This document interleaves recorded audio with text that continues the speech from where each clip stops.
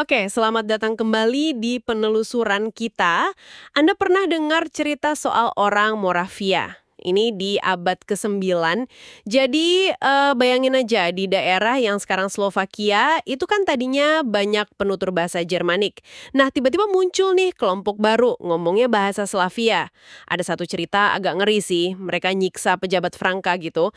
Tapi yang menarik, sumber Franka sendiri, musuhnya nih, ngakuin kalau tindakan Moravia ini ada tujuannya.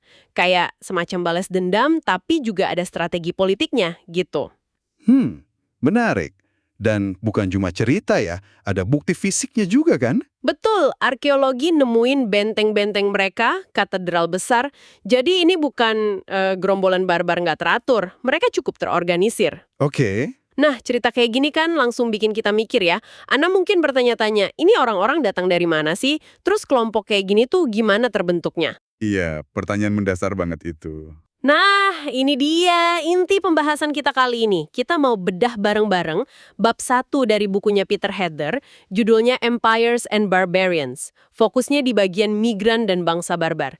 Jadi misi kita nih mau coba bongkar gimana sih Eropa non-Romawi atau Eropa barbar zaman itu terbentuk. Ada peran perpindahan penduduk, terus gimana kelompok-kelompok ini bikin identitas mereka, dan juga adanya perbedaan kemajuan yang mencolok antar wilayah. Semacam jurang perbedaan gitu ya? Iya, jurang perbedaan. Kisah Moravia tadi itu contoh bagus dari dilema utamanya.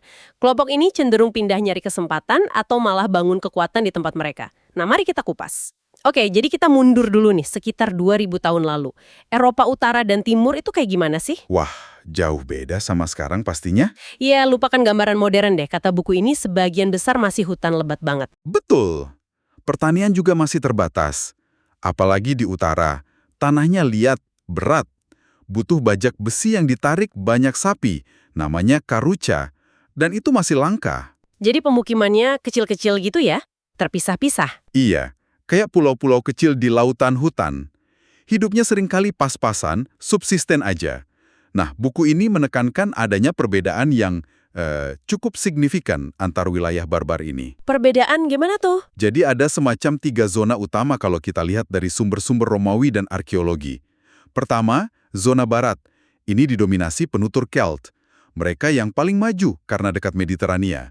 Pertaniannya lebih oke, punya tembikar yang dibuat pakai roda putar, bukan cuma tangan. Oh, kayak lebih canggih gitu ya? Iya, terus mereka punya opida, semacam kota kecil berbenteng. Perkakas besinya juga lebih maju.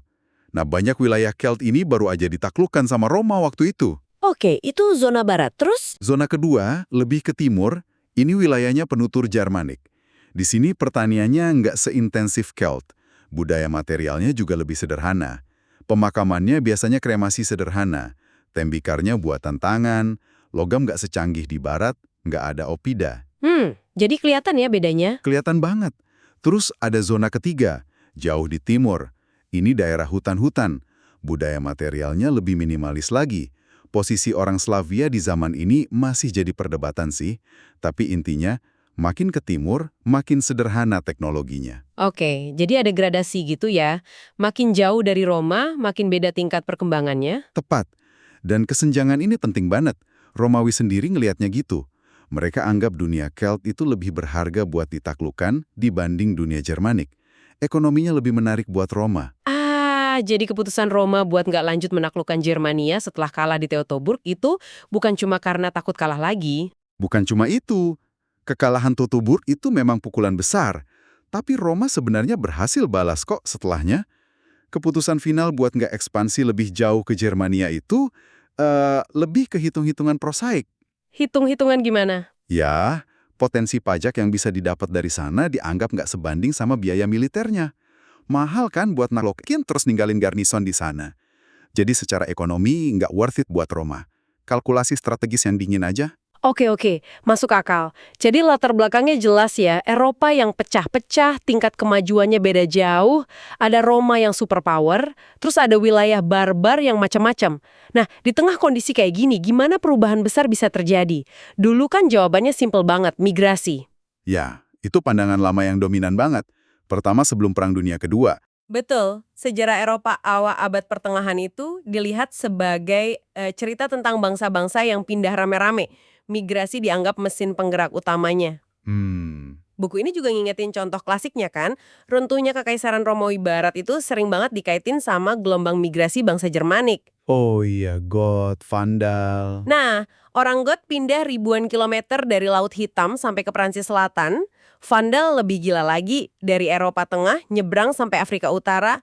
Terus ada Anglo-Saxon yang datang ke Inggris dan mengubah total pulau itu. Dan cara berpikirnya waktu itu, kayak yang Anda bilang tadi, model bola biliar ya? Iya, persis. Kelompok kayak Goth, Franka, Slavia itu dianggap kayak bola biliar. Solid, utuh, identitasnya nggak berubah, cuma geser tempat aja di peta Eropa. Mereka dianggap bangsa kuno yang murni. Dan pandangan ini klop banget sama semangat nasionalisme abad ke-19 kan? Mereka pengen nunjukin kalau bangsa mereka yang modern itu punya akar sejarah yang panjang. Kembali ke kelompok migran kuno yang hebat ini. Jadi narasi migrasi ini jadi narasi besar pembentukan Eropa. Kedengarannya logis sih untuk zaman itu. Tapi abis Perang Dunia, pandangan ini mulai goyah ya. Banget, terutama dari kalangan arkeolog. Mereka mulai kritis. Masa iya nemu pola tembikar yang sama di beberapa tempat? Langsung disimpulkan ini pasti satu bangsa atau suku. Terlalu simplistik gitu ya. Iya, dianggap terlalu menyederhanakan. Dan seringkali ada agenda nasionalisme di baliknya. Akibatnya, penjelasan pakai migrasi besar-besaran jadi kayak, the Great Satan. Sesuatu yang dihindari. Para ahli mulai cari penjelasan yang lebih halus, lebih kompleks soal perubahan budaya. Lalu titik baliknya di mana? Ada satu karya penting banget dari sejarawan Jerman, Reinhard Wendskus, tahun 1961. Bukunya judulnya Stammesbildung und Verfassung. Intinya, dia nunjukin kalau kelompok-kelompok Jermanik yang ditulis Tacitus, penulis Romawi itu, sebenarnya nggak stabil sama sekali. Ada yang hilang di telan zaman, ada kelompok baru yang muncul. Oh, jadi nggak sekaku yang dibayangkan model bola biliar tadi ya? Sama sekali nggak. Wendskus bilang, kelompok besar yang kita kenal belakangan, kayak Goth, Franka, Vandal itu, sebenarnya adalah unit politik baru. Mereka terbentuk di tengah jalan, bukan suku purba yang utuh dari awal. Mereka bahkan merekrut anggota dari berbagai latar belakang. Kadang bukan orang Jermanik juga. Tunggu. Jadi, Goth atau Franka itu bukan kayak katakanlah suku Batak atau suku Jawa yang garis keturunannya jelas gitu. Tapi lebih kayak koalisi politik atau aliansi militer yang anggotanya bisa ganti-ganti. Nah, kurang lebih gitu analoginya. Ini sejalan banget sama teori identitas modern dari antropologi, kayak gagasan Frederick Barth. Identitas kita kan berlapis-lapis ya. Ada identitas keluarga, kampung, kota, negara, macam-macam. Iya, betul. Dan klaim identitas itu baru sah kalau diakui sama kelompoknya. Yang paling penting, identitas itu seringkali merupakan konstruksi situasional.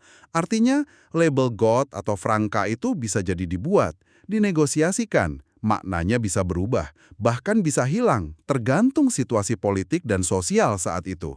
Jadi nggak permanen. Nggak permanen. Meskipun tentu aja batasan antar kelompok bisa jadi keras banget, apalagi kalau udah menyangkut akses ke tanah, kekayaan, atau hak istimewa.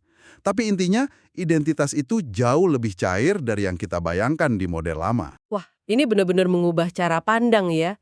Kalau gitu, kelompok barbar ini identitasnya cair, bisa berubah. Terus gimana dong nasib cerita migrasi besar-besaran tadi? Apa itu semua hoaks? Nggak pernah kejadian? Nah, ini dia poin krusial dari argumen Peter Heather di buku ini. Dia setuju sama kaum revisionis. Oke, identitas kelompok barbar itu memang lebih cair, lebih politis, nggak sekaku batu. Identitas itu bukan warisan biologis murni. Tapi, kata Heather, jangan sampai kita membuang bayi bersama air mandinya. Maksudnya, jangan karena kita sadar identitas itu cair, terus kita anggap migrasi besar itu nggak ada. Faktanya, kata dia, perpindahan penduduk skala besar itu tetap fenomena nyata dan sangat penting di era itu. Buktinya banyak. Oke, jadi identitasnya memang cair. Tapi orang-orangnya beneran pada pindah tempat secara massal. Terus gimana nyambungin dua hal ini? Kok bisa?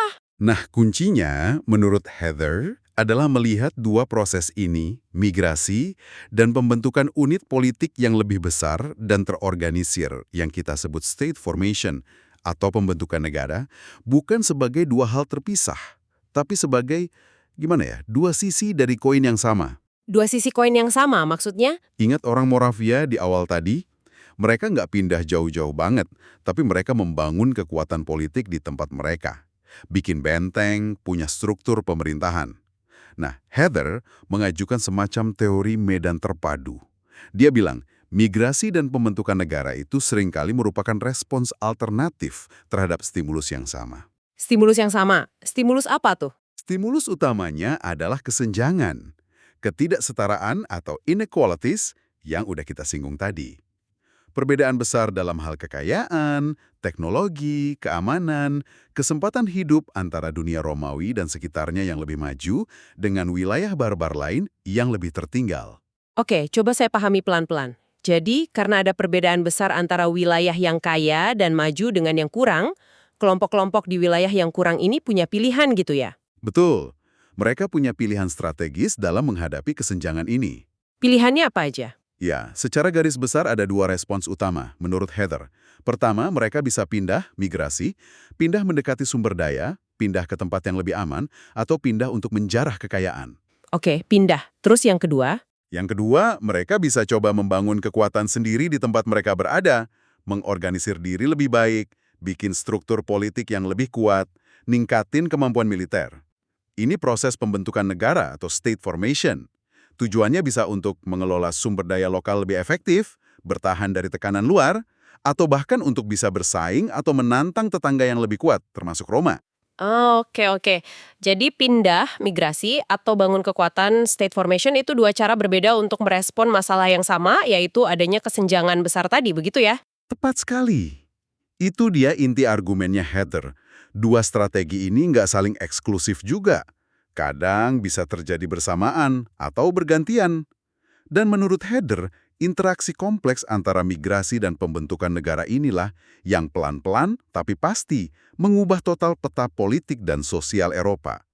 Ini yang akhirnya meruntuhkan tatanan dunia kuno yang didominasi Mediterania dan meletakkan fondasi untuk Eropa abad pertengahan dan akhirnya Eropa modern. Wah, ini menarik banget. Jadi ceritanya bukan cuma bangsa barbar datang, Roma hancur, selesai. Tapi jauh lebih kompleks ya. Ada proses adaptasi, ada pilihan-pilihan strategis, ada pembangunan kekuatan juga, nggak cuma pindah doang. Iya, jauh lebih dinamis. Kalau kita bandingkan sama migrasi zaman sekarang kan alasannya macam-macam ya. Ada yang karena ekonomi, cari kerja. Ada yang karena politik, perang, konflik. Nah, kalau di Eropa 1500-2000 tahun lalu itu, kira-kira apa sih yang paling dominan mendorong mereka untuk bergerak atau membangun kekuatan ini? Ekonomi atau politik? Kemungkinan besar sih kombinasi ya. Dan balik lagi ke akar masalahnya. Kesenjangan. Kekayaan, kemewahan, dan mungkin stabilitas di dunia Romawi atau wilayah yang dekat dengannya, itu jelas jadi faktor penarik atau pull factor. Siapa sih yang nggak tergoda? Iya juga ya. Tapi di sisi lain, ada juga faktor pendorong dari tempat asal mereka, push factor. Mungkin kondisi hidup makin sulit. Bisa jadi karena tekanan dari kelompok tetangga, atau mungkin ada perubahan iklim yang bikin panen gagal. Atau populasi terlalu banyak dibanding sumber daya yang ada. Konflik internal juga bisa jadi pemicu. Jadi kompleks ya interaksinya? Betul.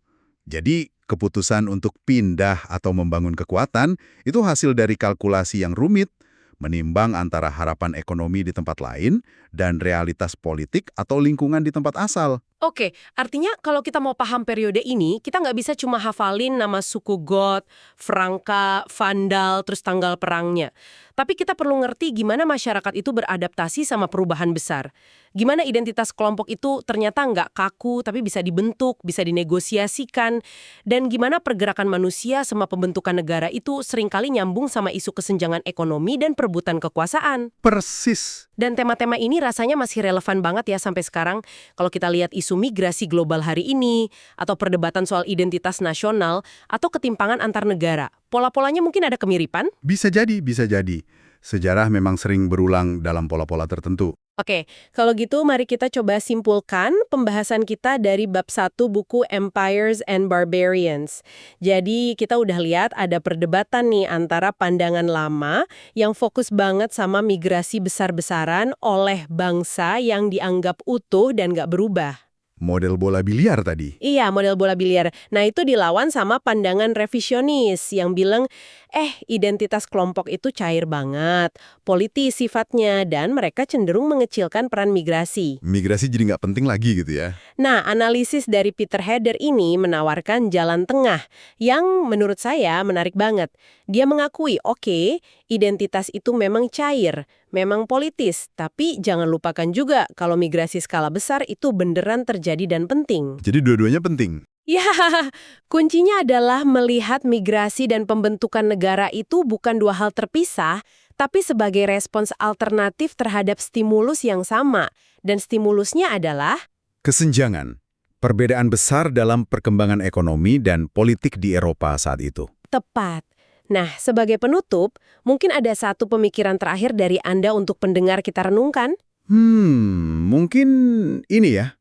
Kalau kita sekarang menerima gagasan bahwa identitas kelompok di masa lalu, mau itu kita sebut Goth, Franka, Slavia, atau apapun, ternyata jauh lebih cair, lebih politis, lebih merupakan hasil konstruksi situasional daripada yang digambarkan narasi-narasi kebangsaan tradisional? Oke. Pertanyaannya adalah, gimana implikasinya buat cara kita melihat konsep bangsa atau identitas nasional di zaman kita sekarang? Apakah batasan-batasan yang sering kita anggap solid dan abadi hari ini, entah itu berdasarkan etnis, negara, atau budaya, jangan-jangan sebenarnya juga adalah konstruksi situasional, sesuatu yang suatu saat nanti bisa berubah, bisa dinegosiasikan ulang, atau bahkan kehilangan relevansinya? Sama seperti identitas kelompok-kelompok di masa lalu yang baru kita diskusikan tadi? Wah. Ya, mungkin itu aja. Sebuah pemikiran untuk dibawa pulang dan direnungkan sendiri oleh para pendengar.